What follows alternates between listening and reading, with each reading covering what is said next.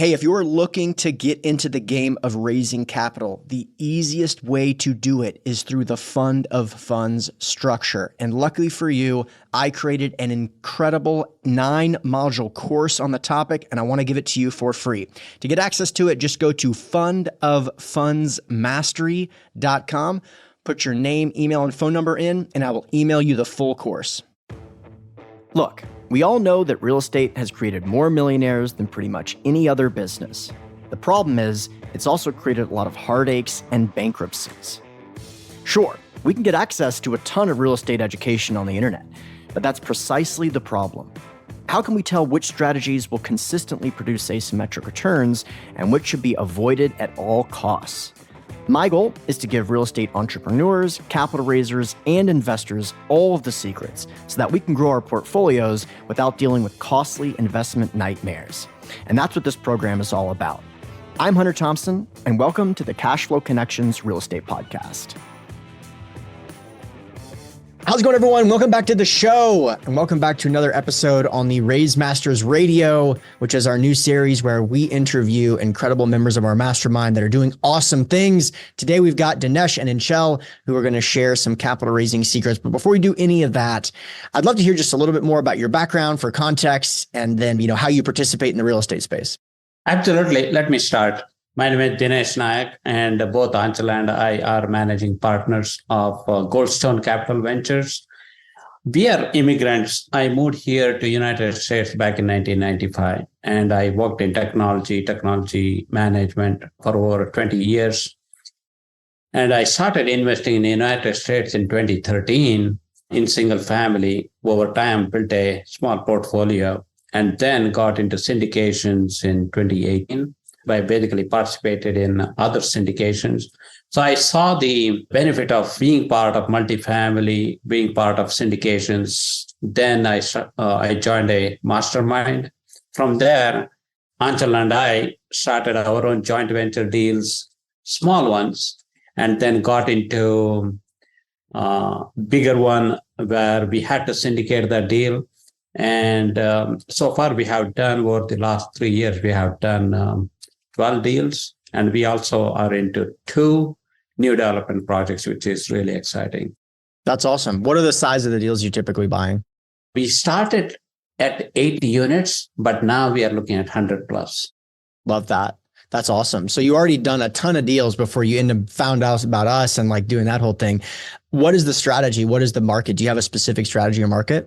I live in Virginia. Anchal lives in North Carolina, and we are focusing on our backyards, Virginia, North Carolina, and South Carolina. Cool. And so offline, we were talking about some strategies to build really close rapport with investors, especially when it's tough. We're going to talk about that in just a second. But Anchal, I'd love to hear a little bit about your background as well. Yeah, absolutely, Hunter. And so glad to be on this podcast. It's a pleasure to be here. I'm a big fan. I started similarly like Dinesh, have plenty of experience in IT and management side and in software development. And I started my real estate career by acquiring some of the single family portfolios, and then grew into more joint ventures and syndication. In 2018, 2019, I started doing syndication. And then since then, Dinesh and myself, we have close to 1,400 units and in around 12 to 14 syndications together. So yeah, my journey is pretty much same as Dinesh's, and we started together in 2019 in this space. That's so awesome to hear. I mean, you built up a massive portfolio. I'm sure it's changed your life, your family's life. It's just incredible to see. It's just an awesome tool. And then of course, raising capital is the tool that kind of is the gasoline in the car. And so right now, the economy is in a very different place it was, just a couple of years ago, especially when you guys, started your business, raising money. It's been up and to the right, basically. But now you're implementing some really scrappy strategies to build real relationships with investors. It's so important right now to do that, to actually talk to investors, to build close, genuine relationships so they feel like they can trust you. You can't just put a deal in front of them anymore and just expect them to send you $250,000. So what are you guys doing to create those relationships, especially in a short period of time, so that you can get them to invest as quickly as possible? Yeah, we have a lot of strategies. So the first one is to get that funnel, the leads. We get the leads from our websites or social media portals. We also attend a lot of non-real estate conferences where we get to meet our technology professionals who are not really who have really played in stock market and crypto, but not really aware of real estate. So that's where we come into picture and try to educate more and more, not only about the tax benefits or the appreciation, the cash flow, but also the current economy, how the interest rates are really impacting this industry and where the opportunities are. So where we keep them excited about the opportunities, and whenever there is the right opportunity in front of us, we share it. And that's how we go about it. Yeah, and for me, it was easy that over the time I worked in IT space for so long, I built rapport and relationship with all those coworkers, and then it's easy to reach out to them and then prove myself that I started a different venture. I'm into multifamily space. Would you like to invest with me? And these are the deals I have. It's easy to tap into those investors who already know me very well than going as a fresh and looking for a new investors. So a lot of our investors in this space, they are repeated investors, and some of them, they have invested in almost all our deals. So it is very easy to tap into investors who already know me, and I already know them very well. For sure. I do want to talk about that, but because obviously you've got a network of high income people. Maybe some of them have invested in real estate before, some of them haven't, but sometimes it can be difficult to make that transition. Yes, you do have people that already know, like, and trust you, but they know, like, and trust you in a very different category. And so sometimes when you come to them and say, hey, here's a real estate investment, I see many people struggle to make that transition where they may trust you in one avenue, but not in another avenue. What are some of the things that you've done to bridge that gap to say, I also have a lot of credibility in multifamily, for example? Yeah, this is challenging sometimes for the new people. But since 2013, we have been investing in real estate, and I keep talking about real estate, my investments, and how they have been benefited me over time. I'm also right now, I'm fully involved in multifamily real estate. Yeah. Taking a break from IT. So that has benefited immensely, and continuous education, continually keeping them aware of the benefits, the trends, the opportunities. There are so many different asset types, and I listen to a lot of interviews, and I give them the examples, the successful examples. And also sometimes there is really a good podcast interview or a compelling story. I just forward them to my audience. So that's how, I keep that connection. I keep that relationship growing. I like that. And one of the things you also mentioned is doing things that other real estate entrepreneurs aren't doing, like going to in-person events that are not real estate events. Because if you go to a real estate event, you're kind of there with a bunch of other sponsors and you're kind of competing over who's coming to what booth. And you're probably doing something very similar to the person with the booth next to you. But you've been able to have success going to technology events to talk about real estate, where maybe there'll be a couple of other people in real estate, but not many. When you have those conversations, like, what are some of the key, because now events are coming back, it's post-COVID. What are some of the things that operators should do when they position themselves sponsoring an event as a real estate investor in an event where real estate's not the focus? It's a low-hanging fruit for us, because you go to these conferences, it could be ethnic conferences because we come from India, and there are so many Indian organizations around the country, and we sponsor these events. We sponsor technology events. I am also part of Rotary Club, and I also organize these golf events or some other sports events, maybe skiing events, just take the groups to these events. So these are helping me immensely, and we sponsor them. And also I make sure we get the stage time to explain about our accomplishments, our ventures, and then how we are helping the community to invest passively and create that cash flow and future, the long-term wealth for themselves. Also, you can very well compare. Most of the IT folks, they are mostly into stock investment, right? And you can compare very well with stock investment with real estate investment, and how you can get cash flow instead of dividends and all the tax advantages. If you talk about it, they really open their eyes, and they think about, how can we invest with you, and then we can start from there, and then tell them more about depreciation and tax advantages, and how you can get cash flow quarterly, monthly, depends on the deal, and be a part of like a bigger multifamily complex, rather than putting your money in stocks where you don't get money back until you sell the stocks. Totally. And, sometimes people, they may have a lot of money, but they have never invested in private real estate. And even if they've invested in real estate, it's been through a REIT.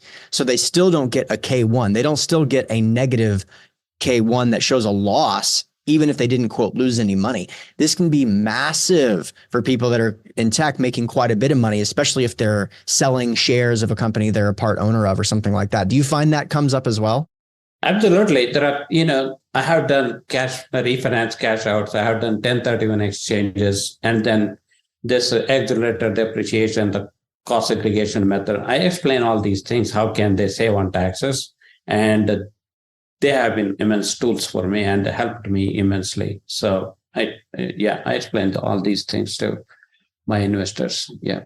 When you're dealing with investors and I know that you have a big spectrum of people out there that have a lot of experience or not a lot of experience, but sometimes less experienced investors, or even some experienced investors for that matter, when they're looking at the economy right now, they're seeing all this negative data, right? There's probably a recession coming. Interest rates are still higher than they were. How do you take an investor that's not very experienced, that's seeing articles on CNBC, and say, like, no, this is an incredible time to go all in? How do you make that case right now? Yeah, I explain about the opportunities in front of us, and especially last year or over the last 18 months, the interest rates have gone up. So before that, we were at peak as far as the values are concerned for multifamily assets. Now the sellers there are a lot of opportunities coming to the market with expiring loans. They have to either refinance or sell. So we are looking at those properties, and we are underwriting those properties every single day. And whenever there is if our price and seller's price comes within 10 to 20% range of difference, we'll just submit an LOI and basically explain these things to the investors and keep them excited about the opportunities coming in our way. In addition to what Dinesh said, we also tell them how we do the stress testing for each and every deal we submit an LOI on, right? To what vacancy, occupancy level it will break even, and what are the things that can go wrong, and how will we mitigate those risks in our underwriting. And what is our approach if we are coming up with a certain amount in terms of return, how we are getting there and how conservative it is, right? So that's also play a good role in explaining it to our investors. 100%. I'll tell you something else. If you're listening along, there's been a recurring theme in this conversation around content creation, getting out there and sharing your thoughts on the market. You don't want to be the group that only comes and communicates to investors when you need their money. You need to be leading them so that they can go on this journey with you, meaning that Dinesh mentioned multiple times, keeping them aware of what's going on with the market, sending them podcasts that he thinks will educate them, getting them eager and excited about the opportunity. Because if not, you are likely surrounded by real estate nerds that are like, oh my gosh, this is an amazing time to invest in real estate. There's distress. Your investors, some of them won't even say it, but in their head, they're thinking that person's crazy. And because you haven't been able to lead them to the truth, which is that it's not that you don't know that distress is happening. It's that you're excited that distress is happening. That's the very reason you're sending them out this deal. So just keep in mind, don't think that the strategies we talk about and content creation is just for people that are obsessed with social media, that want to be influencers. No, this is the way to raise money in today's environment. And when he mentioned that it's lower hanging fruit to go to an event where most people aren't focused on real estate, it's only lower hanging if you have an infrastructure of education so that you can streamline someone that doesn't know much about real estate and take them through a customer journey of becoming knowledgeable, understanding good markets, understanding what a cap rate is, understanding how interest rates may or may not impact the deal. If you have to do that on a one-on-one basis, that is no longer low-hanging fruit.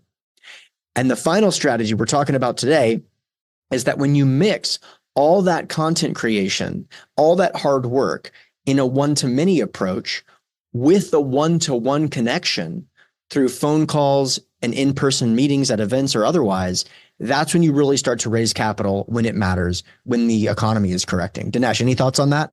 Absolutely. We have to be prepared in terms of every single week, every single month, what kind of content we put forward to our investors. You have given so many tools to scale up things. You have, I don't know how many years you have put efforts into providing all these tools.